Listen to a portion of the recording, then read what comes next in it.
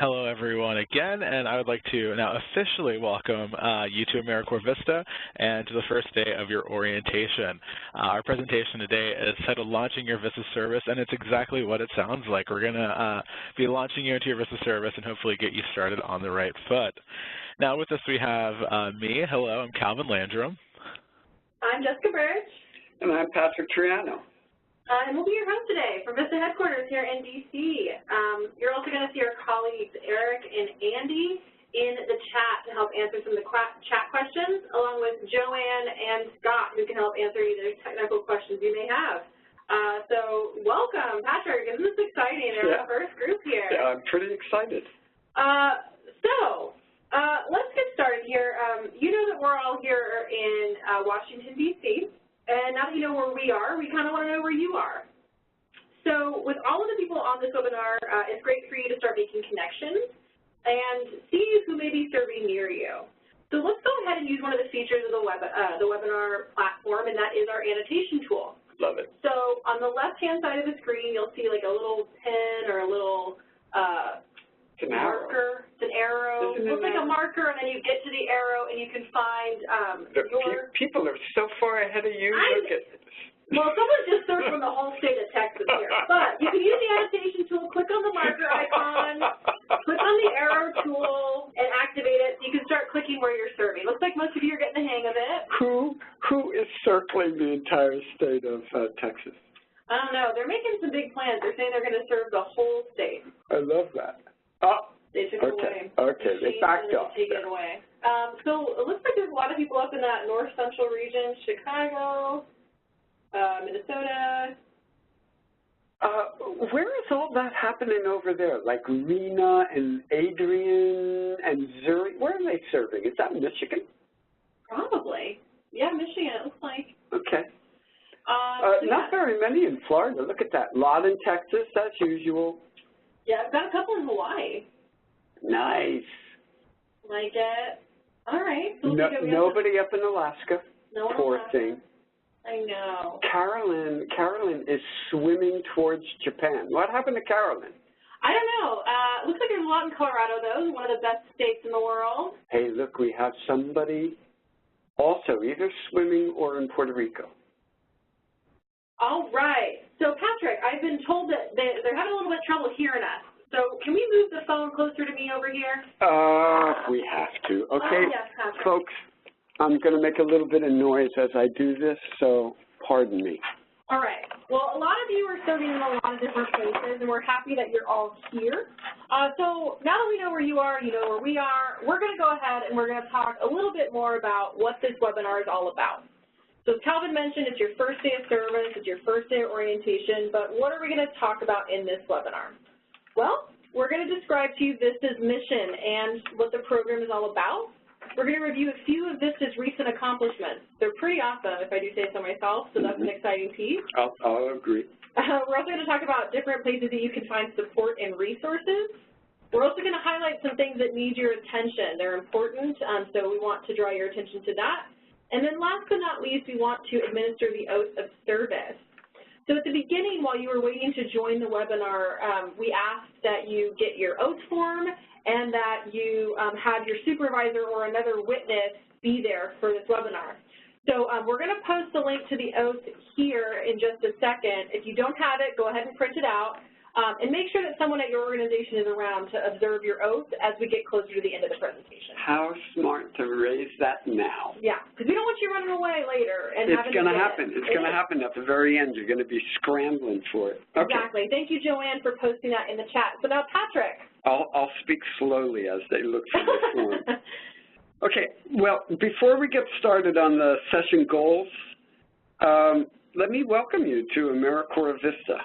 You're about to join a national movement with a very rich history. There are, about 186 people on the call today. That's true. And this month we've got about 440 VISTA members who are coming on board. So altogether this year, over 5,000 VISTA members will be serving, both rural and urban areas in all 50 states. and in several territories and tribal nations.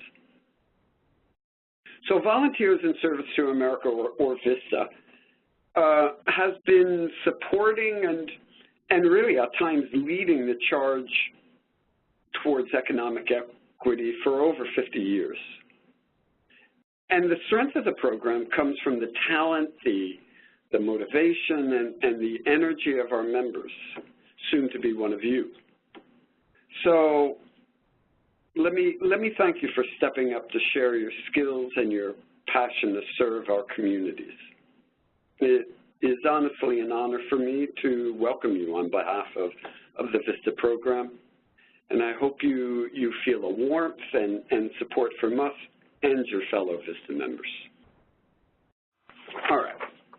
So now, as we're just getting to know one another, let's take a look at a few milestones in VISTA's history. Yeah, that sounds like a great idea. we do have 50 of them, so let's take just a little bit of look at the heck is this VISTA? All right. So the VISTA program was born out of the civil rights movement and the war on poverty back in the mid-60s. And social equity and economic opportunity remains our mission.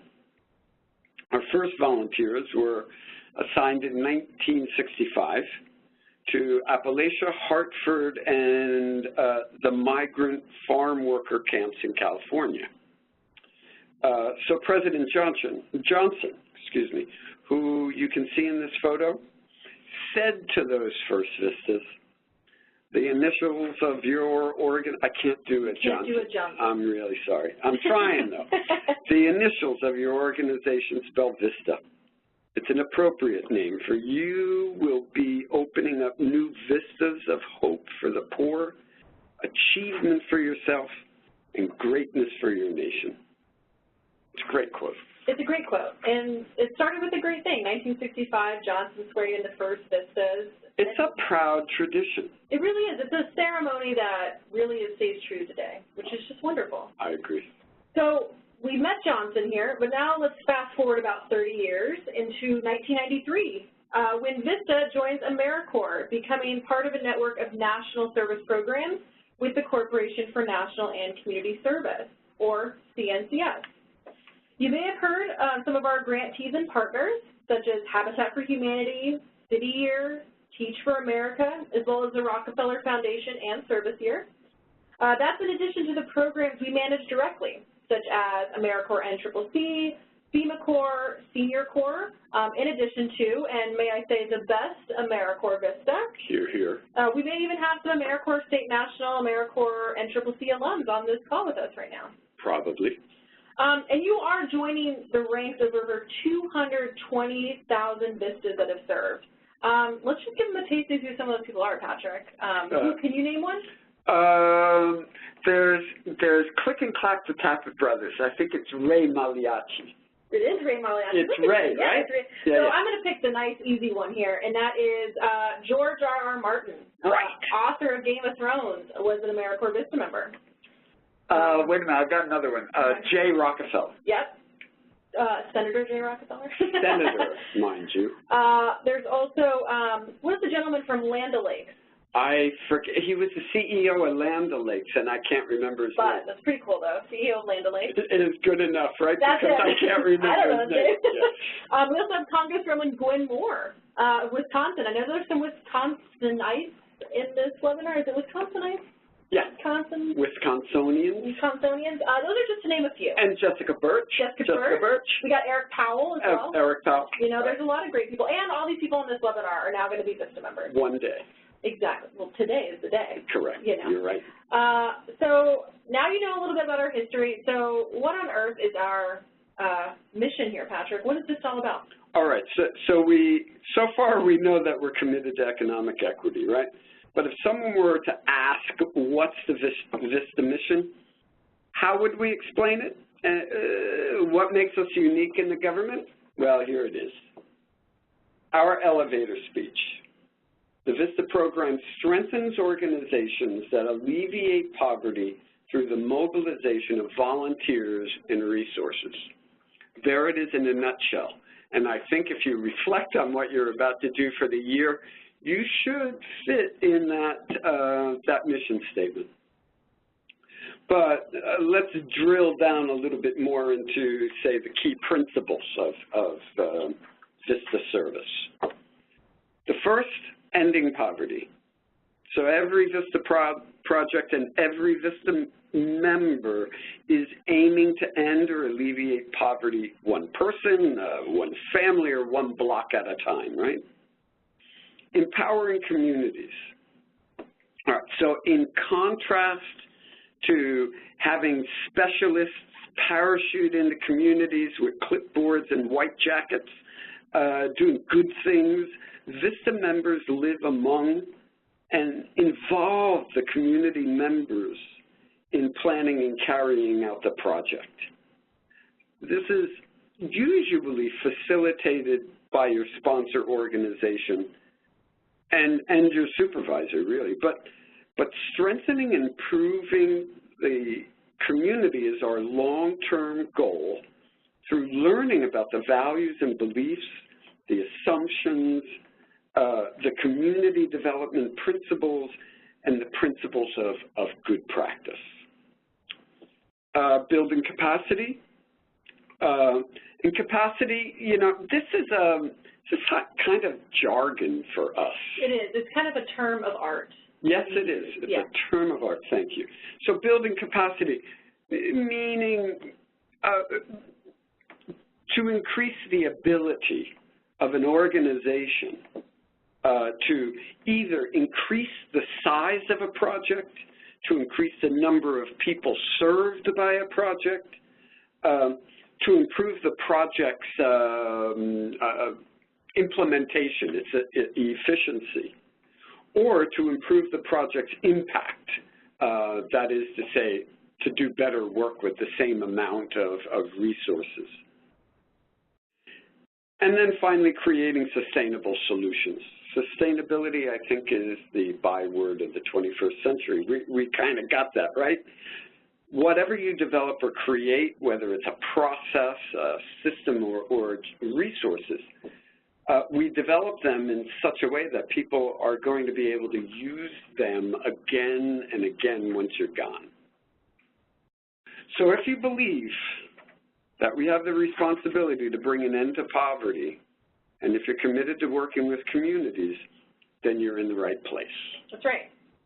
And I think, Calvin, you're going to talk to us a little bit about one of the questions we have for everyone, right?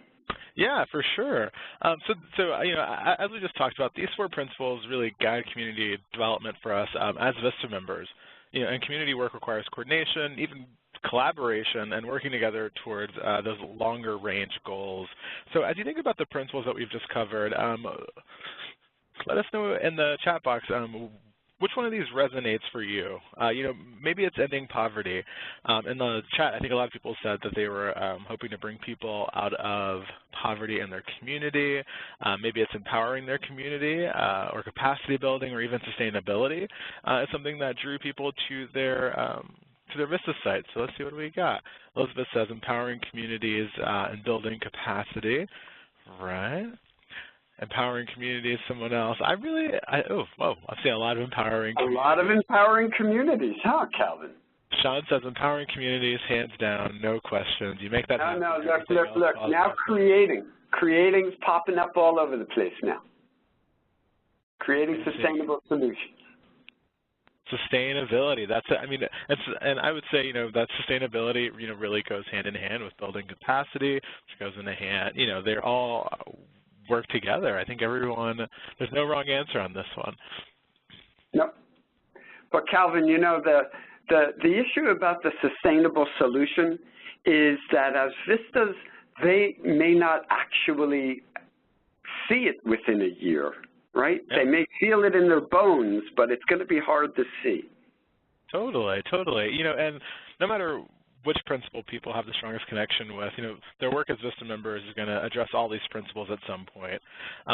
You know, and progress in this work is slow and incremental, as you're saying, and it's important, you know, to know that the work really isn't just about fixing stuff. You know, it's about sharing perspectives and sharing skills. And I really think that the result of the work of a VISTA member, you know, as you said, they may not be apparent immediately or happen overnight, but once you step back, you know, hopefully you'll be able to see the larger changes that result as, you know, as a result of your work. Patrick. Thanks. So we just talked about these key principles. What does that mean for your day-to-day? So, you know, ending poverty, building capacity, creating sustainable solutions. How does that really work into what you're going to be doing day-to-day in your VISTA assignment description? Right. I think it starts with a strong cup of tea. A strong cup of tea. I'm more of a coffee person, Patrick, but, you know, neither here nor there. All right. So now let's talk about the VAD. You have your cup of tea, so we can talk about the VAD. Let's go. The best way to do kind of an understanding of what you're going to be doing is to go through this. All VISTA assignment descriptions, or VADs, include 3 elements. First is the project goal, which is related or identical to the goal of your project overall. Objectives, which describe what you will achieve at the end of your service year. The objectives are a bridge between the project goal and the activities. And then last, there's member activities, which specify what you're going to be doing this year. Those activities add up to the objective, and that adds up to the goal. Right. So let me be clear, because the word activity drives me crazy. Activity sounds like stuff you do. Like a puzzle. Commuting, you know, drinking tea. It's not that, right? These are the tasks directly related to the project at hand, right? Exactly. Okay. Exactly. So that's a great I don't know if it's correct, but it drives me crazy, this activity. That's a great way to put it, is that it's tasks, not commuting, not getting a cup of tea. Each of you has your own VAD, and no matter how many of you are going to be serving or have been serving in the same project, each of you has your own individual VAD. Because the VAD is your work plan for the year, we strongly recommend that you focus on it with your supervisor in the next few weeks, and that you refer to it throughout your year. There is a worksheet on the Starting VISTA page with the coursework that can help you work out your VAD's various elements. Right. It includes you and your supervisor discussing tasks step by step. You can download that worksheet and be prepared to discuss your assignment description with your supervisor. Set up a meeting with your supervisor right away if you haven't done so already. We know it's your first day. We know you're probably just, you know, getting your password, getting maybe your new email address, figuring out where the fridge is. Right. We know that's a lot, but set up those meetings soon. The VAD is the best place to start a conversation with your supervisor, and it's one of the most critical elements of your service. You know what's going on with your VAD. You're in a pretty good path for your year. And remind me, we got about 185, 186 people on it? Yeah. So let's face it, there are some people there who are still trying to find their supervisor, let alone set up a meeting. That's fair. All right. I'm trying to find mine too. Oh, wait, no, you're right here. Hey, the supervisor's right here. So the VAD, as we said, builds up all these things. So what can it look like? What are some of the cool things VISTAs have done? Good question, and I'm ready to answer Ooh. that. So if the VAD accounts for your service during a year, let's see what VISTAs have done in a single year. All right? I know these numbers are crazy, but bear with me and absorb it. And they're crazy true. They're crazy true. Right. Right? We didn't make them up. We didn't, like, call a few people and say, what do you think? Right. So everybody, we called everybody, as a matter of fact, or didn't call. This is all based on documentation at the end of the project year. So this has raised $206 million in cash and in-kind donations for their organization. Now, that's more than twice what Congress has given AmeriCorps VISTA to run the entire program, right? Not bad. No, that's like amazing. It's like, amazing. That's pretty awesome. No, it is. It's really, like, hard to believe. It's that cool. We recruited, trained, and assigned more than 800,000 community volunteers who served more than 8 million hours. And I have to say, that's more people than live in my entire county. The National Center for Children in Poverty estimates about 16 million children in the U.S., or about 1 in 5, live below the poverty line. VISTAs made it possible for their sponsors to serve 3 million of those children in after-school programs, tutoring, and assistance in food security. Another one. Programs supported by VISTA members served 188,000 veterans and members of military families. And finally, in a single year, more than 8,000 VISTA members built the capacity, there it is again, of more than 3,000 nonprofits and public agencies, about 70% of them in their own hometowns, right? So basically what we're saying there as well is that you all together serve over 3,000 nonprofits and public agencies, right? So just a few incredible impacts VISTA members like you have made and I hope will make.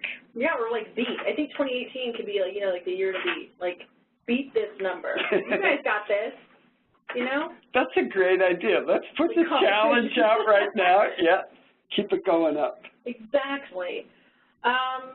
Great. So these are just, as Patrick said, some numbers. Calvin. Calvin, you're on, right? Yeah, that's me. Hello. So the impact, you know, that yeah, those numbers are really impressive. I know we just updated them, and they've grown. So this is our, you know, still they're doing the good work. You know, and the impact that you as a VISTA make this year really depends on you, and it also depends on your community, your VISTA project, and honestly, sometimes on just good luck. And as you think about this question, please type your answer in the chat panel so that everyone will know and learn. What impact do you hope to make as a VISTA member? And by impact, we mean what will be the end result of your VISTA project? You know, like when you're done, like what will you say has been accomplished? And, or rather, what will happen as a consequence of your success? I'm really curious to know, you know, how everyone feels currently. And we know, you know, that sometimes this changes, you know, throughout the service year. Maybe in 2 weeks you're going to learn a little bit more about your project and you say, oh, actually, I think this is what it's going to be. This is what it's going to look like. So let's see, what do we got? Elizabeth says, clear messaging and marketing that engages the community in tangible ways. I like that. Sounds like you're working on some marketing stuff. Yes, I have oh, go ahead, Calvin. Oh, yeah, Carrie said that the unemployment rate is lowered. I'm assuming maybe locally and your county and your state. That's wonderful. We also have, we will have made a difference to the organization that lasts even when we are gone. The whole point. That's great. That's that sustainability piece. I love Brian's. Brian's is, I love it. We will help the kids, man. You know? I like it. Simple, to the point. The person before him was a great mentor for kids. Yeah. Did you see the one on housing for refugees? Mm-hmm. Yeah. I did. I saw something in there about STEM. We've got higher student retention and more certified workers going out into the workforce. I think that's a pretty like hot topic right now. I think just in the United States and politics and all that in general is, you know, more certified people going out into the workforce. Agreed. Now Kelsey, talking about topical, is working on healthcare navigation, which, Kelsey, you can help all of us on that. Yeah, and sort of related is Laura, who's saying, you know, that she's working on the opioid crisis. Yeah, I see that as well. I do just have to give a shout out here. Sarah says, strategic planning to expand my organization's ability to operate and make a community impact. I also have to say, Sarah is calling in from Guam. It is 6 a.m. her time. Yay! Well, Sarah is a trooper here, so thank you, Sarah, for joining us so early. And she's in the future. So, like, it's, you know, Tuesday, 6 a.m. So. Where did Sarah put herself on the map? Was she the person who was swimming left of Hawaii? Maybe, you know? Hi, Sarah. All right, so hey, Jess, it sounds like we had, and I know you're about to get to it when we talk about our two websites, but we had a couple questions about the VAD worksheet and the coursework worksheet, so just keep that in mind when we get to talking about the VISTA Campus.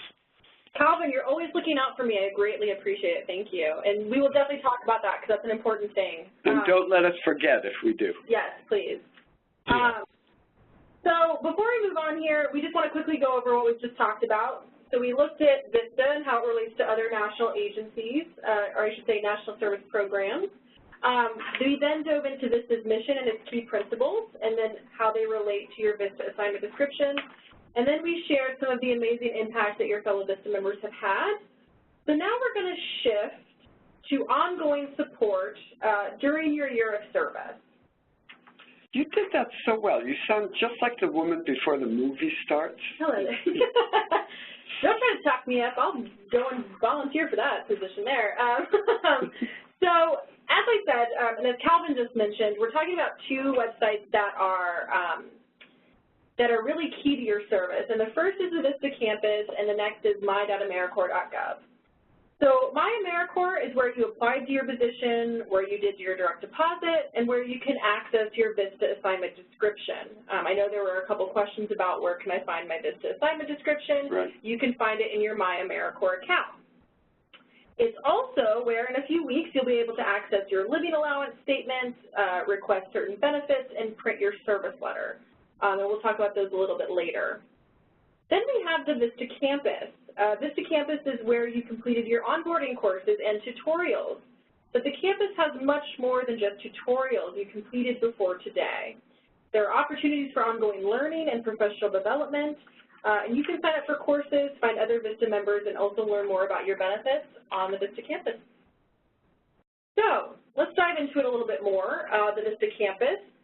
There really is too much to explore on the VISTA Campus, but let's talk about a few things. To go what Calvin was talking about, a lot of you were also asking questions about where can I find that VAD worksheet, the VISTA Assignment Description Worksheet. Right. You can find your actual VAD on MyAmeriCorps, but that VAD worksheet that you'll do with your supervisor to kind of tease out your VAD will be found on VISTA Campus. It's under Life as a VISTA, Starting VISTA, and at the bottom it says in-service courses or in-service coursework. So you can find that there. But once you start getting into your work, you'll want to look at the section appropriately titled The Work, because it's an important element, and there's a lot of great resources here to help you navigate your service. Everything from building skills to obtaining professional development opportunities and much more. You can take a look really quickly at what kind of things we offer. Here's just a snapshot. We talk about fundraising, poverty in America, community development, and a whole lot more.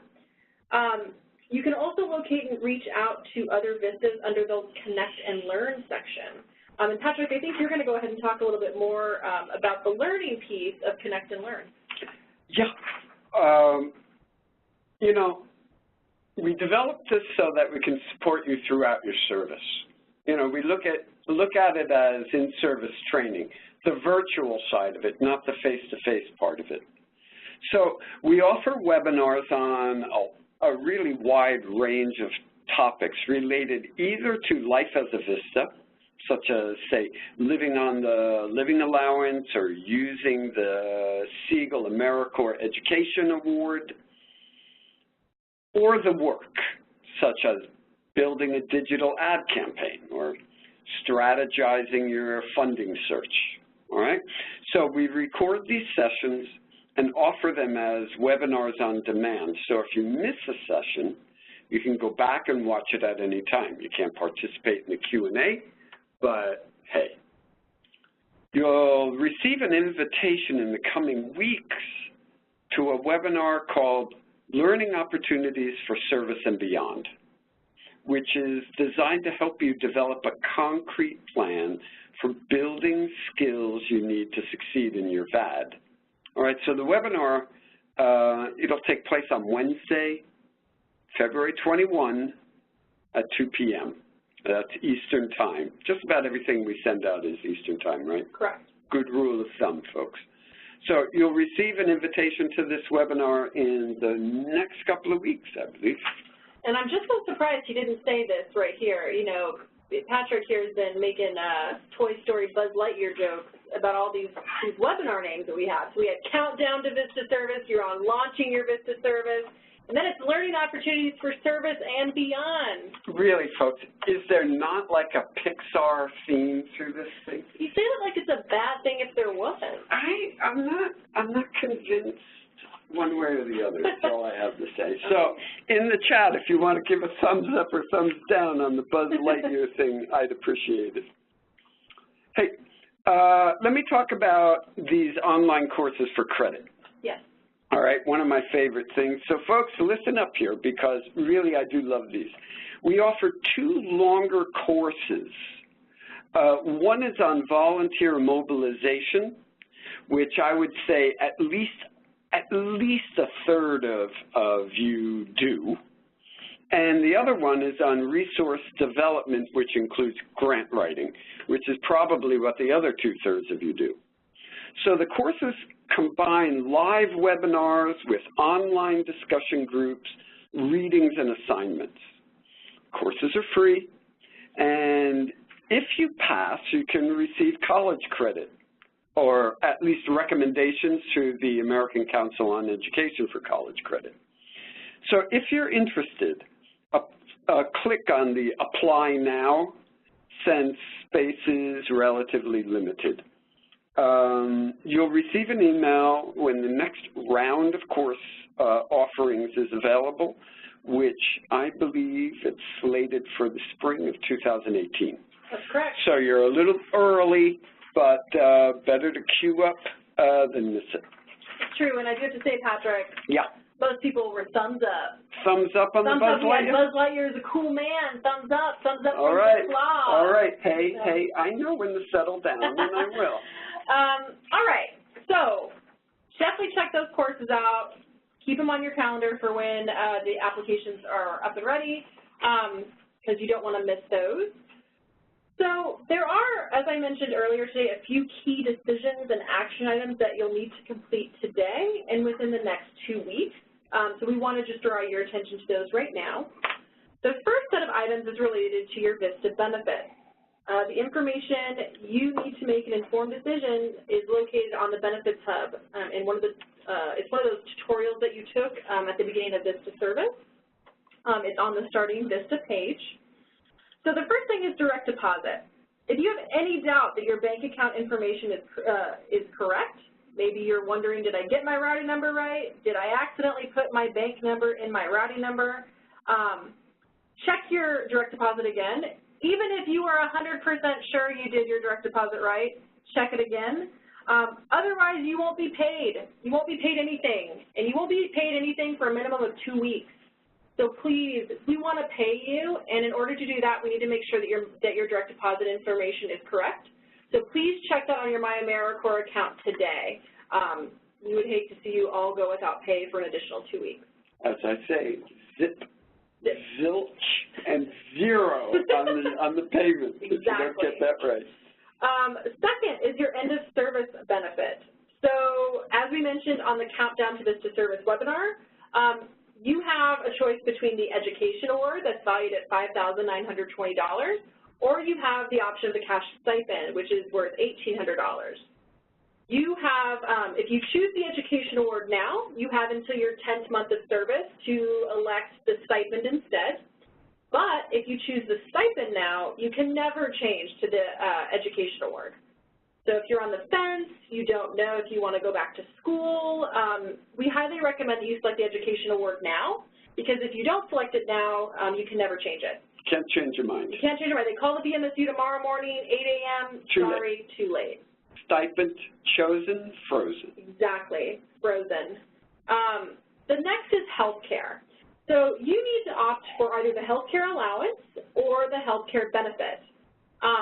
If you have health insurance. Clear as mud. Clear as mud, right? Thanks so if you have health insurance, you can enroll in our health care benefit, or I'm sorry, our health care allowance, which will reimburse you up to $7,300 for your term of service for any medical essential eligible benefits. That's if they already have health insurance. And that could be through a parent or a spouse or through the marketplace, whatever it is. Yes. So they need to have it. If they have it, they can go for the allowance. Correct. But if they're legally exempt from having to have health insurance, then they can enroll in our health benefit plan, which is like a safety net plan. It's not insurance, but it does provide limited benefits. Okay, so you are saying something a little weird, though, yes, which is you can't say, oh, forget it, I don't want to have health insurance, I'll just go for the VISTA. Exactly. It's only if you're legally exempt. So not just because, oh, I'm supposed to have health insurance, Darn. I don't want it. Darn. I know. So they got to go out and they got to figure out, yes, I'm exempt or I'm not exempt. Yes. And they can do that on the marketplace. They can do that, yes, healthcare.gov. All right. And so check the website on here. It's AmeriCorps.vistacampus.gov in about 2 weeks. So we have to, once we swear you in for service, the VISTA member support unit has to get you all activated into the system, official VISTA members, and then in about 2 weeks, you will get an email from IMG, which is our international medical group that administers the VISTA Health Benefit Program. And then you can go and create your account in their system and select either the health care allowance or the health benefit. That'll be in about 2 weeks, so don't try to do that now because it won't work. You said 2 weeks at least 5 times. How many? 2. 2 weeks, done, Patrick. Guaranteed I get an email after this saying, hey, I couldn't log in. Okay, so. the bet's on. Exactly. All right, next thing, review the benefits page. If you have any additional questions about your benefits at any time during your service, you should review the benefits hub for your answer. If you can't find the answer there, you can check in the VISTA member handbook. If all else fails, the VISTA member support unit, the VMSU, is who you can call regarding benefits. They're a small but mighty, wonderful group of people who can answer your questions around benefits. They're not that small. They're small. They're small in terms of how big the VISTA program is. Okay. Yeah, no, it's like 1,000 person to 1 staff member. Okay, true enough. They can help you. You can call them by calling the National Service Hotline or at questions.nationalservice.gov. All right, Patrick, what else people got to do? Maya? Yeah. Okay. A few more action items that require your immediate attention. 1, if you haven't completed your onboarding paperwork, which I believe all of you, except 8, have done, all right? So I'm speaking to you 8, right? You got to go back into the portal, AmeriCorps.gov, right, and do the paperwork, particularly the terms and conditions acceptance. If you don't do that, you can't join. All right, so I'm not going to, only 8, I'm not going to. Yeah, no, I got you. All right. Please, everybody, make a copy of your VAD if you haven't already, and set up a meeting to discuss the project and your service year with your supervisor. It's like the greatest thing to do, right? It'll be so grounding to do it. And then 3, everybody tells me I have to say this very firmly, get fingerprinted, preferably this week, and submit your criminal history questionnaire, if you need to, as soon as possible, right? You should have the fingerprinting materials, and if you don't, please ask your supervisor because she or he has a kit with 2 cards and the instructions of what to do. Am I not right? Patrick, as always, you're right. All right. So a little bit more about fingerprints. I believe we mentioned last week, right? You and Calvin said, okay, you need to get fingerprints in order to run a background check. And we're doing this essentially to make sure everyone we serve and everyone we work with are on the up and up and safe, yourself included. So first, you need to get fingerprinted, as I said. And then second, is that when you applied, we asked if you had ever been convicted of a crime, all right? So you may not have disclosed everything. Maybe you've only disclosed everything for the last 10 years. Or because you thought a DUI was a minor traffic violation, you skipped it, or that you were a minor at the time and the court promised you it would be expunged. Okay? So if you fail to disclose any conviction, not arrest, but conviction, in your application, then please fill out the criminal history questionnaire that's included with the fingerprint cards and send it in as instructed, please. When the FBI report comes back, then we'll compare the report from the FBI to the disclosures in your application and on the form. If everything aligns, then we're in great shape. But if there's a conviction you haven't disclosed to us, it's grounds for dismissal. And we'll have to have extensive follow-up with you. All right? So I'm going to say about that. So that means I'm going to say something about it now. Yeah, why don't you? Right, okay, I'm going to say some stuff. So we harp on this because it's really important. So as Patrick mentioned, your supervisor has fingerprint cards. Each of you gets 2 fingerprinting cards and instructions.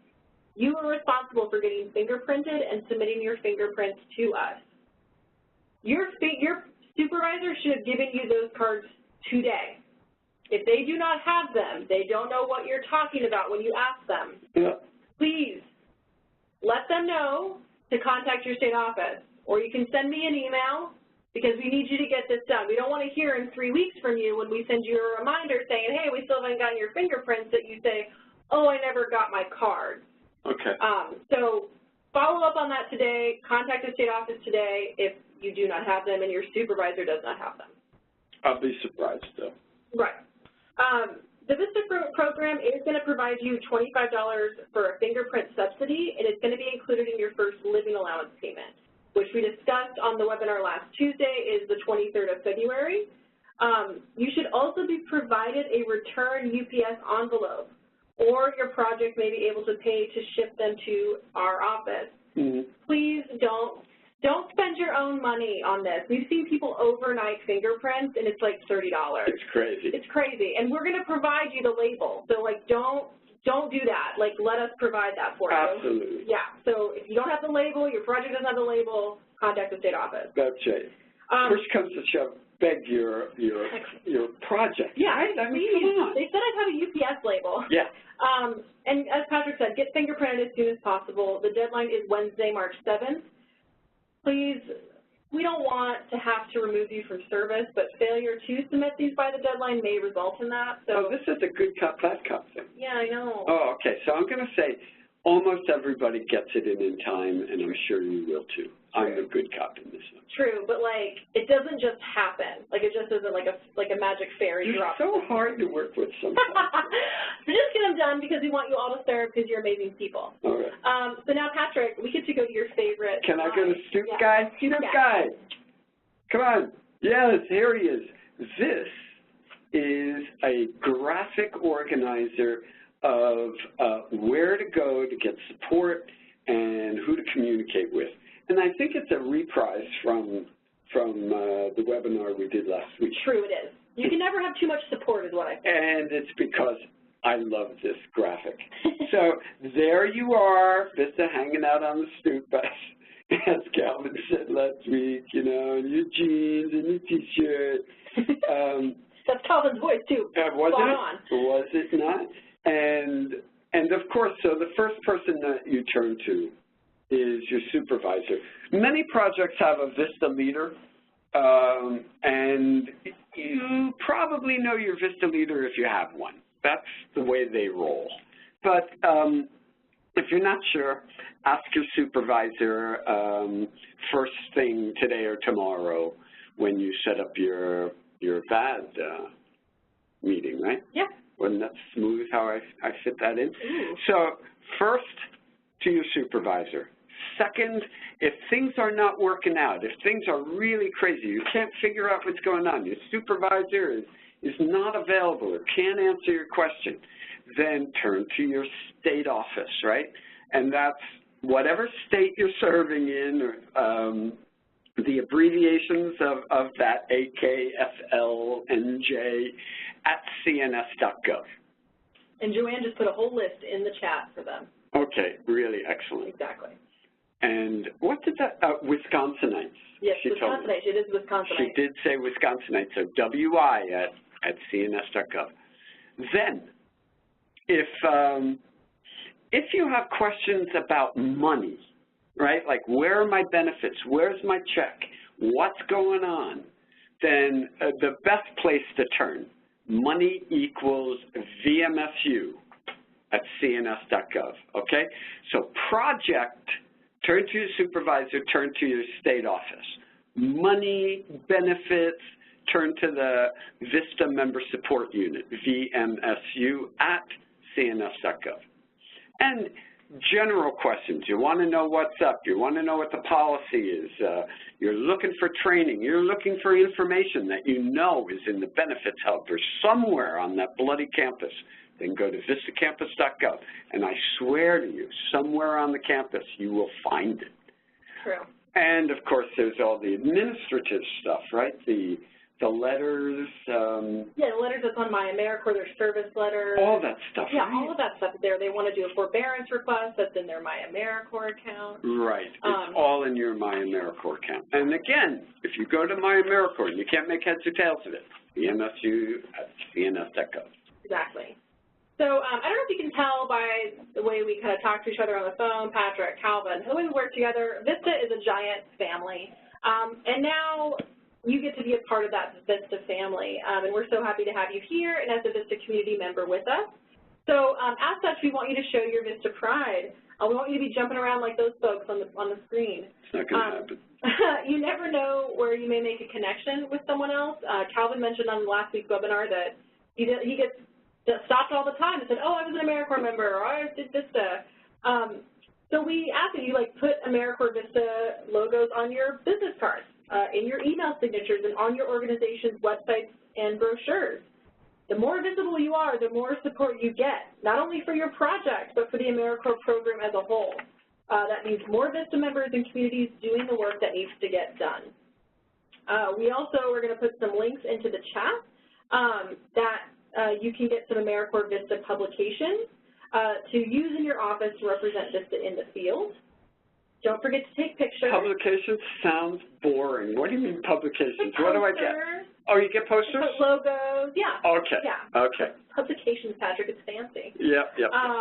Don't forget to take pictures, share them with us through Twitter and Facebook, and we may share or retweet your photos.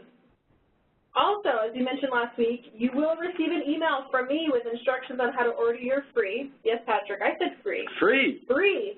VISTA Polo. Prices are insane. They are crazy, Patrick, and free shipping. Maybe I should put that too. You know, they would get you on shipping. It's like $1. You should. But it's like $27.99 shipping. You should. Free polos, free T-shirt, free lapel pen, free tote bag, free water bottle, free journal with free shipping. You're going to get that later this week, but we can only send that to you if you submit your oath, which we're going to talk about here in just a second, and do all your forms correctly. So I frankly think we're giving away too much. Well, polo, pin, tote bag. Love the tote bag, by the way. And T-shirt? And T-shirt. Okay, that's for the really sweaty people. They get a T-shirt and a polo plus a journal. Exactly. All right. All right. So now we're going to get to the really great piece, which is, as Patrick said, you know, it's been something that's been going on for over 50 years. It is the oath of service for VISTA members. And also, I love this picture because Calvin's in it. Calvin's that right picture right there. Yeah. If you can spot him. See if you can. Where's Waldo? Where's Calvin? Yep, that's right. So the oath of service is an important step in you becoming a VISTA member. And because of the importance of this topic, we are pausing the chat at this time. We'll be posting instructions in the chat regarding the oath, and we want to make sure everyone sees the information we're sharing. Once we're done with the oath, we'll open the chat back up to comments. If you have any questions at this time, you can type them into the Q&A panel. So let's get started with the fun oath, Patrick. Okay. So you're ready to take the oath of service. And to do this, you need the VISTA oath form, which your supervisor should have given you and which we have put the link in the chat. Okay, there's a crazy scramble and panic right now. Yeah, if you don't have it handy, you can print it out from the VISTA campus using the link in the chat. We are going to go over the information on the oath, so if you don't have it handy and you can't print it quickly, I recommend holding off on printing it until after this session. Just write it on your arm. Exactly. Write it on your arm. Take a picture with your phone on the information we're going to go over. Good. Remember, you're also going to need another person in the room with you who's going to witness you take this oath in just a few minutes. I have a few instructions for filling out the form. Yes, they may seem obvious, but you'd be surprised at the things that people submit. And failure to submit a correct oath according to these instructions will result in a delay of you becoming a VISTA member, and it will also delay you receiving your benefits. So pay close attention to what we're going to say because it's important. Okay. Great. So first thing, Patrick. First thing. Anybody gets this wrong, I mean, I don't think you should be a VISTA. So print your name, your full legal name, all right? So not Patsy. Or Jim Bob. Jim Bob, right. It's got to be James Robert. Which, whatever name you used when you applied and used your legal name in the portal, that is most likely the name that you want to put on that line. True. Okay, they all got that correct. Yeah. The next is give the name of the organization that is sponsoring your VISTA project. It's likely the organization where you're serving. So you're at Habitat for Humanity, put Habitat for Humanity. You're at Keystone Food Bank, put Keystone Food Bank, like right. Jordan Brewster just did. Right, right. And then, of course, put where you're working. If the Keystone Food Bank is in Sunnydale, California, that's where you put it. Exactly. If you're somewhere in Wisconsin. Madison, for example. Madison. Put Madison. Exactly. Comma, Wisconsin. Okay, and then put today's date as the date entered on duty. That's today. Today is 2/5/2018. Okay, that's today's date. All right. And here comes the tricky part. My name goes on the name of CNCS, that's the Corporation for National and Community Service, official, that would be me, who administered the oath, Patrick Triano. That's Triano, not trainer, not train, or Triano, T-R-I-A-N-O. Okay. Now, you're either writing that on your arm or write in the form. They're going to get this right. Yes. Okay. Now what? So don't do anything else. Patrick's going to go over what we're going to talk about, what the oath is all about. But for those of you that don't have the oath printed, it's a good place to take a picture of your screen. Take the picture of the screen. Don't take a picture of your form and send it to the VMSU, but take a picture of the screen in case you need notes. True. Now, Patrick, we talk about this oath a lot. What is the oath?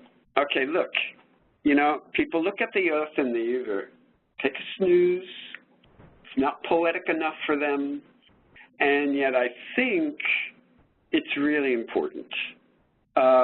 This is the same oath that you and I took, yes. And everybody up to the Vice President takes, as a matter of fact, serving the United States. And there are a few places where people either freak out or maybe not quite grasp.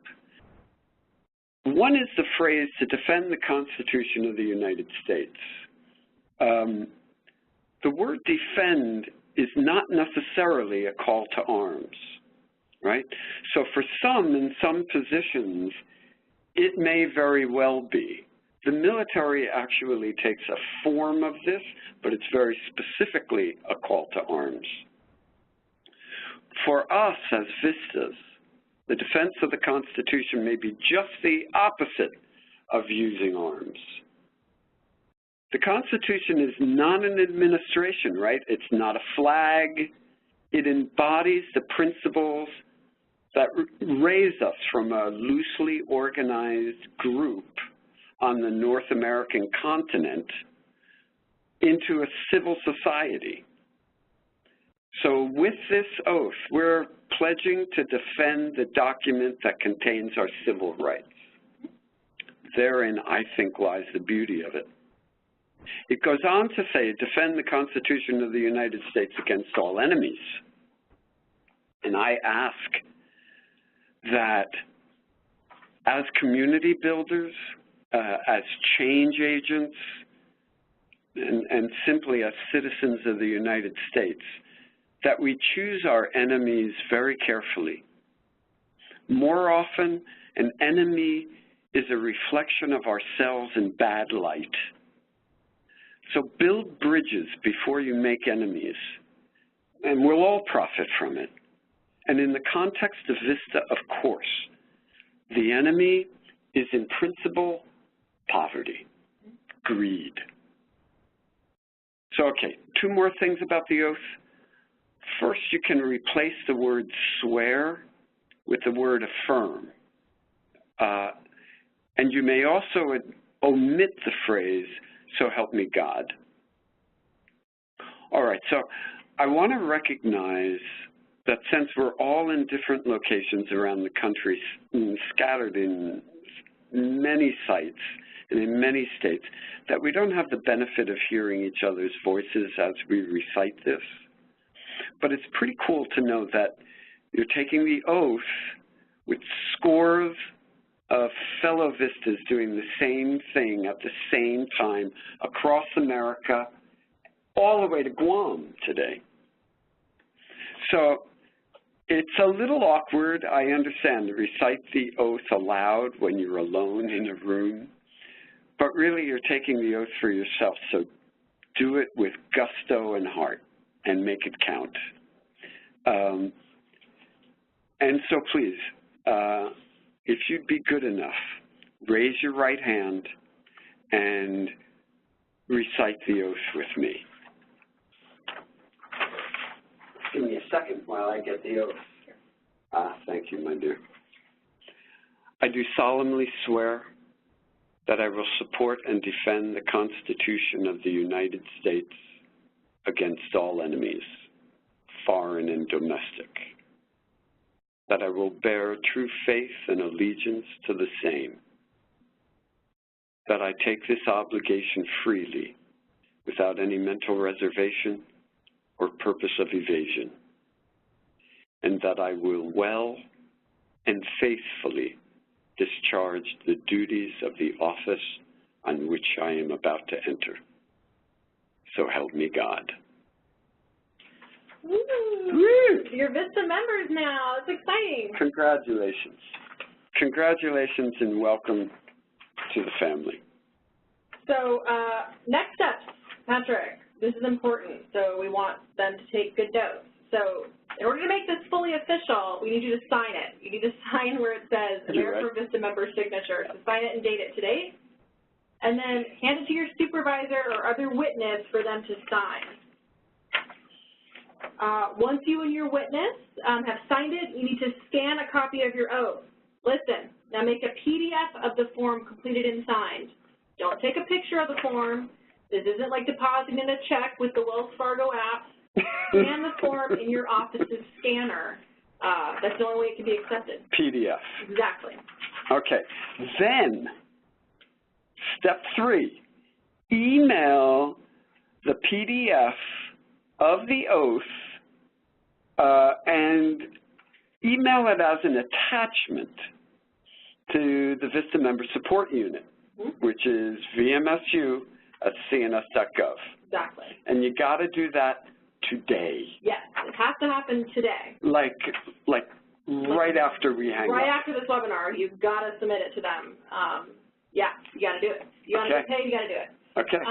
And then when you send it, you want to use the subject line oath, your first and last name, and today's date. So that's easy enough. That's for, I mean, there are going to be almost 200 of these coming in, and they need to be able to sort these quickly and get you activated and paid. Exactly.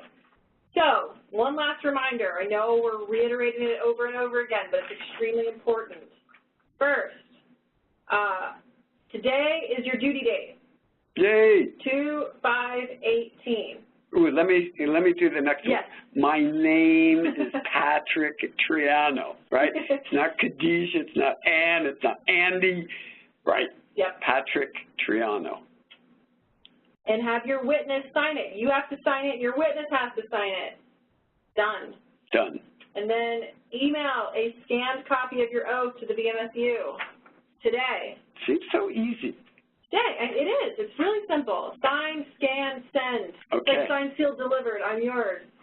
Signed, scanned, send.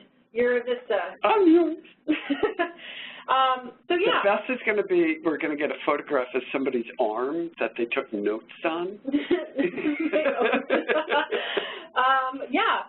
Well, with that, we're done with the oath. We're going to open back up the chat for you all, and I'm going to turn it back over to Calvin. Yay, Calvin.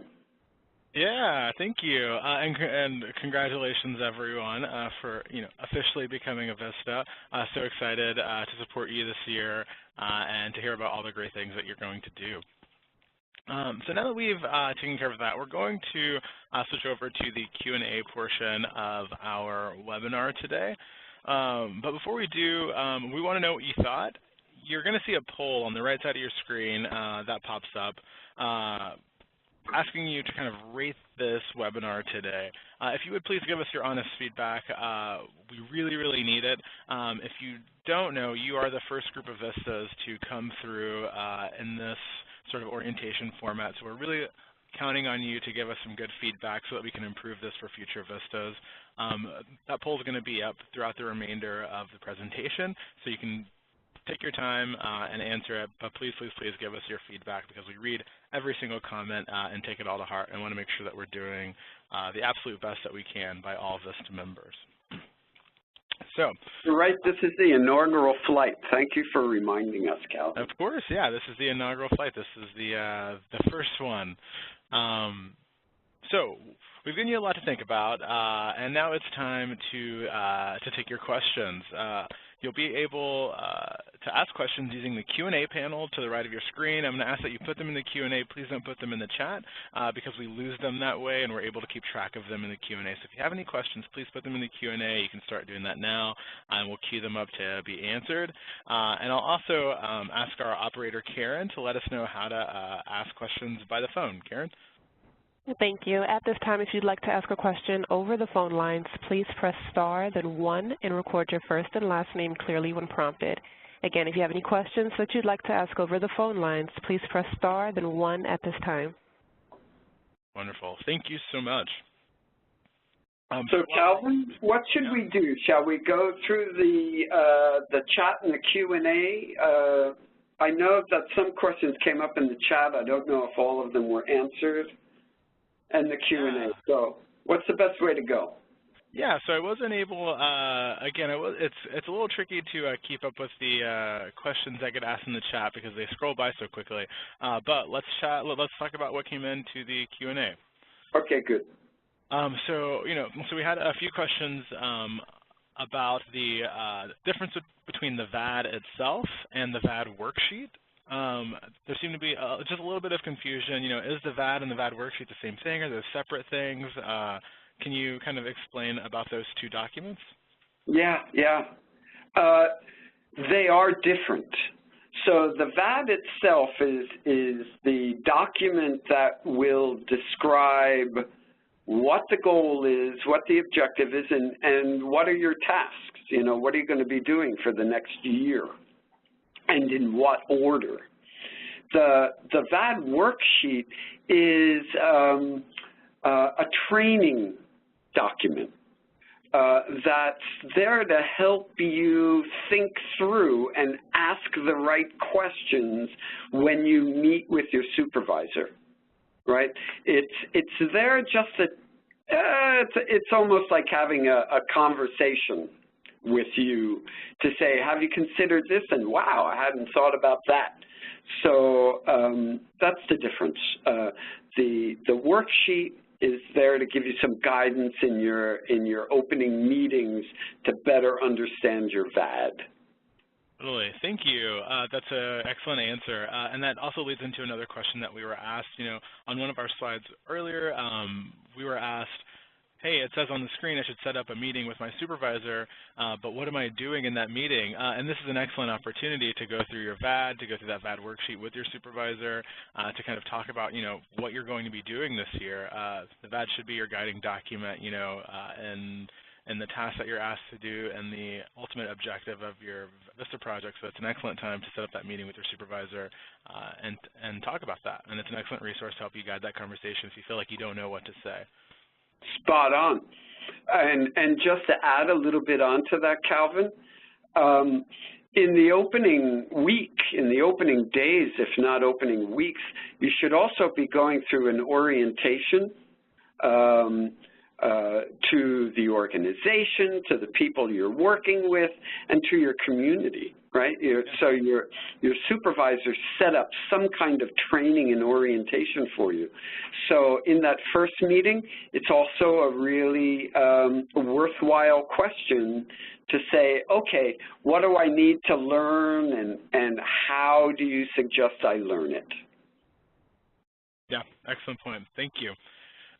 So we have a question from Anilis, who says, about the fingerprint card, to what address will the organization send the USPS envelope labels? Is the address that I provided an AmeriCorps portal? If so, can I change the address? So Anilis, I think what I'm getting from this, what you're asking is, where are you going to receive the fingerprint card? And the question, or sorry, and the answer to that is that you should receive it at your project site. Your supervisor should have your fingerprint card, the return label, and the instructions for you. If they don't, tell them to contact your state office and request that for you so that you can get that as soon as possible and get those fingerprints turned in. We won't be sending you directly the fingerprint card. It's going to come from your supervisor. So make sure that you work with your supervisor, who in turn will work with your state office to get that fingerprint card for you. Spot on. Yep. Yeah, let's see. Samantha says, when will we be able to receive the My Education Award tab in our My AmeriCorps account in order to put our loans into forbearance? Jess, you want to take that one? Yeah, that's a great question. Thank you. So, once you're activated into service, and what we mean by activated into service, it means that you've completed all of your onboarding forms and courses, and you've submitted your oath correctly to the VISTA Member Support Unit. Once you've done that, the VISTA Member Support Unit will input all of your stuff in the system, make you officially VISTA members, and then you'll have access to that tab in your My AmeriCorps account. That'll happen in about a week from now. So check back next Monday. You should have access to that. It could be a little bit sooner, but a week from now is a safe bet on when you'll have that. Yep, very safe bet. Yep, and that's where you'll be able to put your loan into forbearance. For sure. Thank you. Let's see. I'll go to Karen to see. Karen, do we have anyone on the phone with a question? There are no questions at this time, but once again, if you'd like to ask a question, please press star, then 1 at this time. Thank you. Thank you. So I'm only seeing, one unanswered question left in the Q&A. Again, guys, if you have questions, please put them in the Q&A. We're here for as long as you need us to answer those questions. Shalani says, what do I do if I accidentally submitted the poll before completion? That's okay. We obviously want your honest feedback, but if you have any other feedback that you weren't able to give, you can just email it directly to Jessica, who I'm sure you have her email by now. She sent out lots of emails. You can just send any follow-up feedback to her directly. And if you want to contact me, please write it on the back of a $50 bill and send it to cncs.gov. Yeah, well, that's not even a thing. cncs.gov is not a thing. And you've upped your amount from 20 to 50. Yeah, well, look, times are hard. Inflation? Times are hard. All right, so we have a question from Carrie, who says, when will our service letter be available? That's an excellent question, Carrie. And the answer to that one is the same as the My Education Award question, which is, once we receive your oath and we're able to activate you for service, click the button that says, yes, Carrie's serving, she's got all our forms in, she's done everything, that's when you're going to be able to download that service letter. Yep. So, I think the rule of thumb is once you're officially started and all the elves and gnomes in the member support unit have pulled the levers and pushed the buttons, then all kinds of things just appear in your homepage. Sure. Yeah. So we have a question from Rena, who's getting very specific and technical with us. Is there a specific end of the day time for the oath? Example, 5 p.m. Eastern time. If you want us to put a date on it, I'll say 5 p.m. Eastern, but the end of the day where you are, the VMSU who activates you is in Central Time. They're located in Austin, Texas. So as long as they have it, by 9 a.m. tomorrow morning, when they arrive to the office, you're good to go. I love the fact that she's recognizing that we are in the U.S. government and we're a little wonky, and it may be like your taxes. We're a little looser than the IRS, so bless your heart, Just send it in as soon as you can. Today. Today. Yeah. Before you go to sleep. That's our rule of thumb. Before you go to bed, you must have sent it. There you go. So we have a question from Celeste. She says, so living in Hawaii, mail takes a while. Is this going to be an issue to mailing in things? Also, time difference, too, is we're 5 hours behind. So Celeste, the only things that we're asking you for right this very second is the oath form, which is electronic mail, which is pretty instant. We're going to ask for your fingerprints, but that is an overnight label. So as long as you're able to slap that label on there within, before the deadline, it'll get to us as soon as it possibly can. So that shouldn't be an issue. Those are the two things that we're asking you to submit to us, and we've tried to expedite them as much as we possibly can, so hopefully that shouldn't be an issue for you. Yeah, I'll add too, in terms of the FedEx or the USPS with your fingerprints, if you see or you have any concern that it may show up a few days late, send us an email and say it's on its way, and we will say mahalo. Yeah, wonderful. Like how I worked that in? That was pretty. Yeah. Let's see, we have a question from George that I'm apprehensive to answer, but we'll be succinct and answer it for you, George. How would a government shutdown impact the VISTAs? Patrick? That's a tough one. Ooh, can I take that one because it's such a tough one? Please. We would want no one else to take it, Patrick. All right. So welcome to the U.S. government, and I love you all for joining us and for bearing with us on one level. So we're governed by the White House and by an office called Management and Budget. And so as U.S. Government officials, which now includes you, we believe that the government will not shut down, right? And we don't go into great detail about what's going to happen when the government shuts down. That's the guidance that we've been given, and we stick to it, my friend. Now, that said, I can talk about what has happened in the past without guaranteeing that that's what will happen. But if it were to happen, then basically we ask that you continue to serve your communities and your organizations, and that payment will be slowed down because we in the government are unable to process your payments. But as soon as we come back, you will be paid just as we will be paid. So that's essentially how it works. I would say to you, don't worry. That's the most important thing. Focus on your community, focus on your project, and really you'll be okay. And if anything really weird happens, you'll surely hear from us as well as NBC, ABC, and CBS, and CNN. All of it. Fox, I forgot, Fox and Friends. All of us will be reaching out to you one way or another. But you're in good shape, don't worry. All right, so let's see. We've got I see we've got 10 minutes left. We have 6 questions left. I'll quickly take one.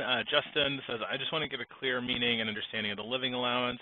And also said, is there a time for us to leave, or is that up to the supervisor?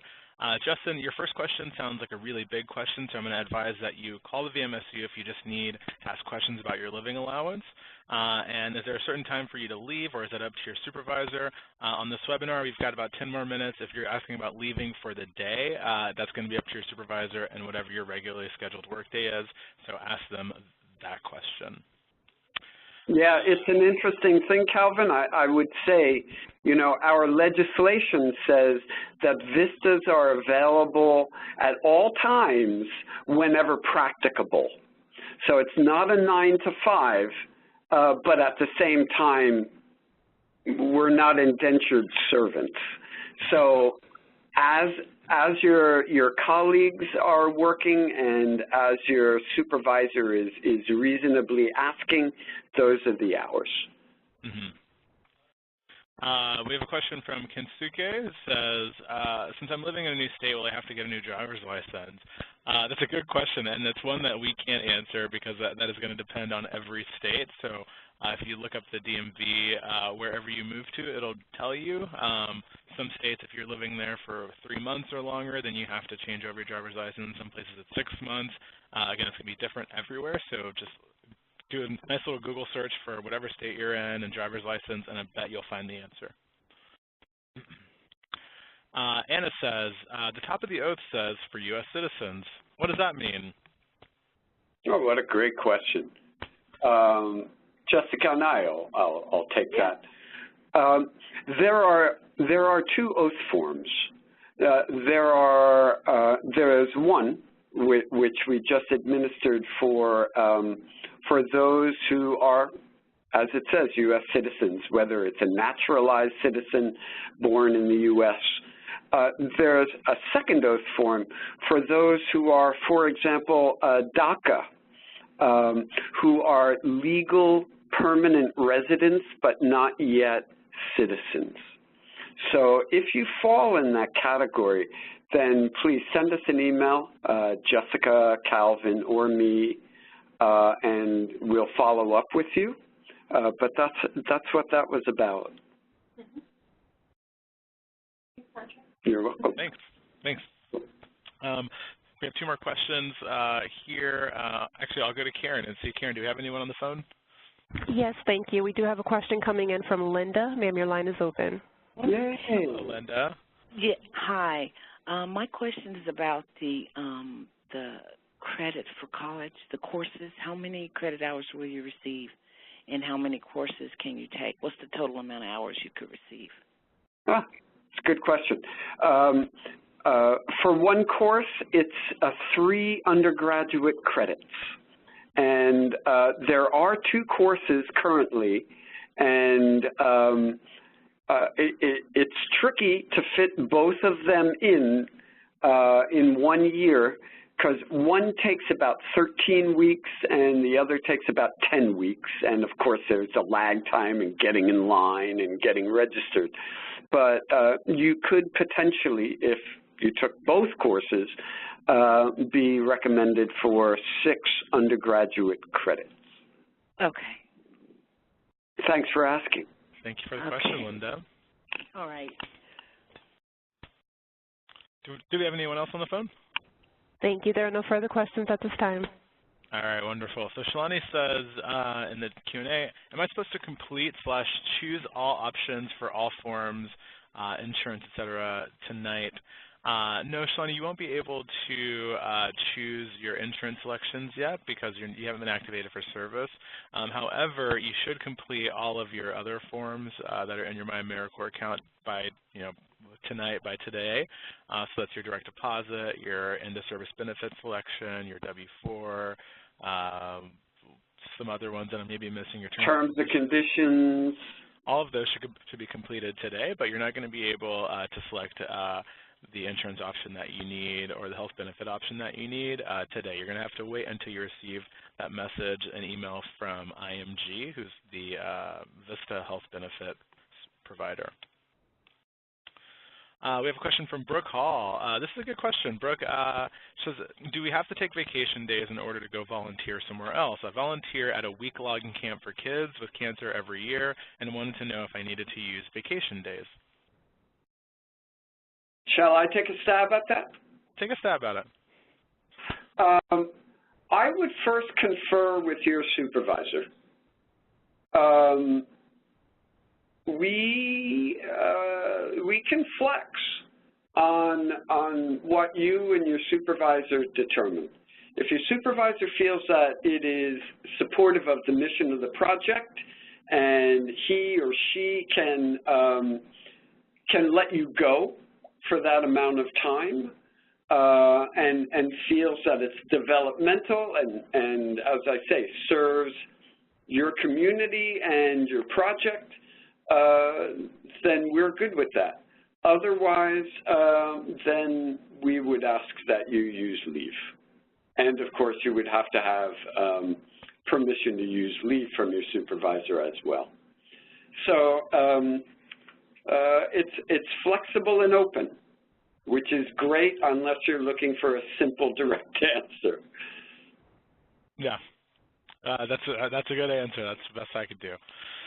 So we have a message from Dontrell. Says, is there a community group that allows us to connect with other active members in our VISTA state? So he's asking, is there a way to connect with other VISTAs in his state who are currently serving?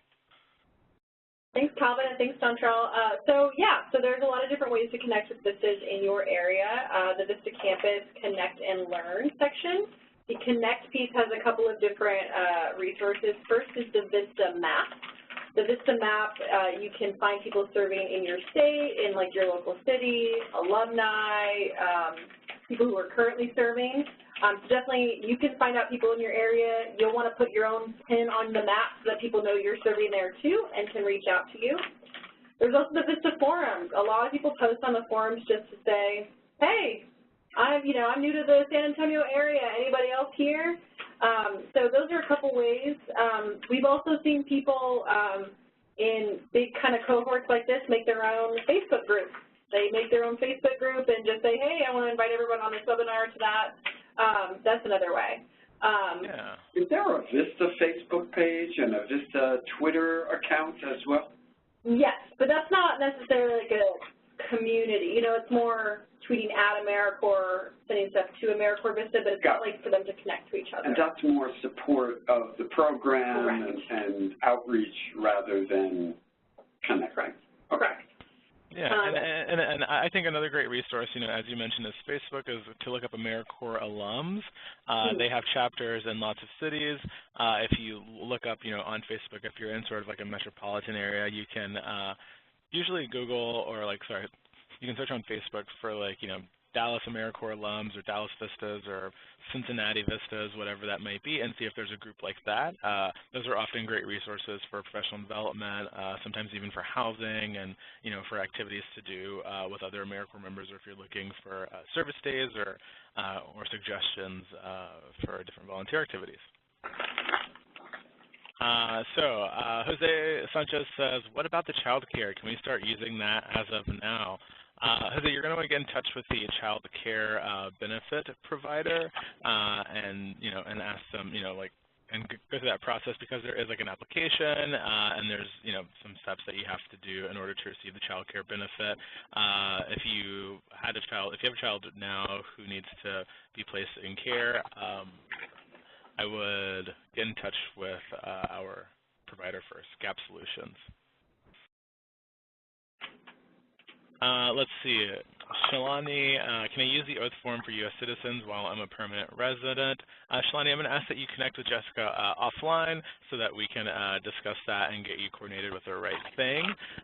Just shoot her an email and say, hey, I'm Shalani. I had a question about this, and we'll get that taken care of for you.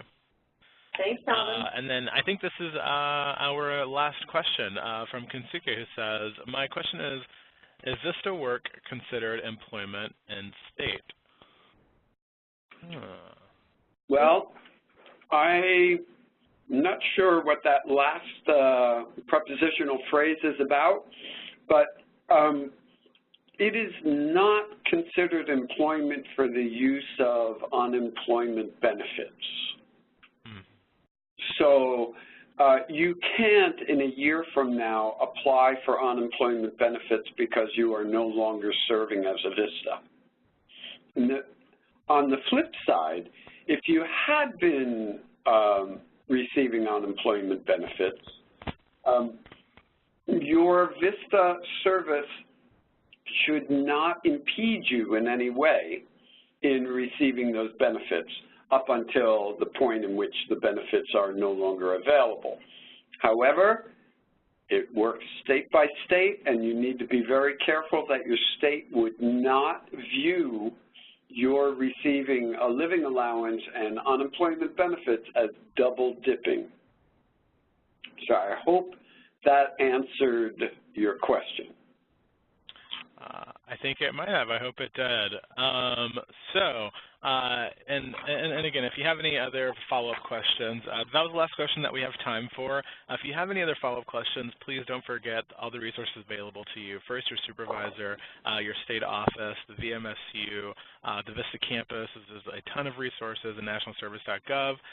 Almost every question that you all asked today could be answered also from one of those sources. So make sure that you're reaching out and really connecting with those other resources. So we want to say thank you all so much for the great questions. And before we depart, I'd like to leave you with a quote. So it's from Lyndon Johnson. It says, "On your idealism and on your success rests much of our hope for the final elimination of poverty in our American life." Thank you all so much for your participation today. Again, welcome you to AmeriCorps VISTA. Wish you much success, and we will see you on the other side. Thanks. Thank you, everyone. Well done. Thank you all, and have a great year.